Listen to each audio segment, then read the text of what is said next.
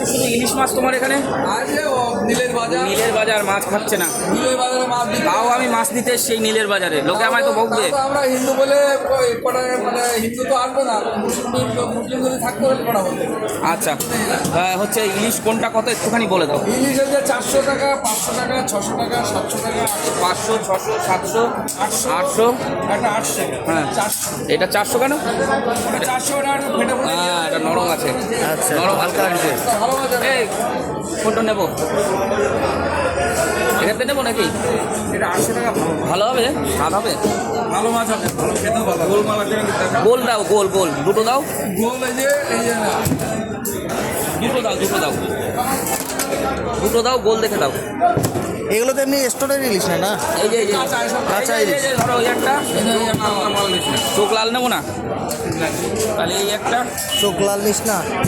আর এই একটা, এই দুটো দাও, যাও ছাড়ো, যাবে না, যা হয়। হ্যাঁ 900 থেকে 4 গ্রাম মাছ ঠিক আছে, কাটো। হবে। দুটো না, একটা দেবো। দুটো হয়ে যাবে, আর পুজোর বাজার, বাড়িতে এমনি নিরামিষ রয়েছে সবাই, আমরা 4-5। হ্যাঁ কাটো কাটো, হ্যাঁ, কেটে দাও, একটু কেটে দিলে ভালো হয়। আগে কাটতে হবে তুমি তো। তো মাছ কাটার স্পেশালিস্ট। ভাজা আর মসুরের ডাল। না, মুসুর ডাল খাওয়া যাবে না, ইউরিক অ্যাসিড। ইউরিক অ্যাসিড আছে। ওরে বাবা, খতরনাক, রাত্রে ঘুমোতে পারছি না কদিন ধরে। ইউরিক অ্যাসিড থাকলে হচ্ছে ইলিশ মাছ খাওয়া যাবে। ইলিশ মাছ খাওয়া যাবে না? ইলিশ মাছে ইউরিক অ্যাসিড? 5-6-7 টাকা, 400 গ্রাম, 450 গ্রাম সাইজ। 400, 450 সাইজ বলেছি।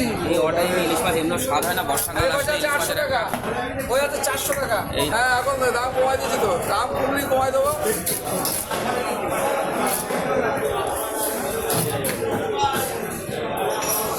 মোটামুটি 12 মাসে ইলিশ কাটে দিলাম।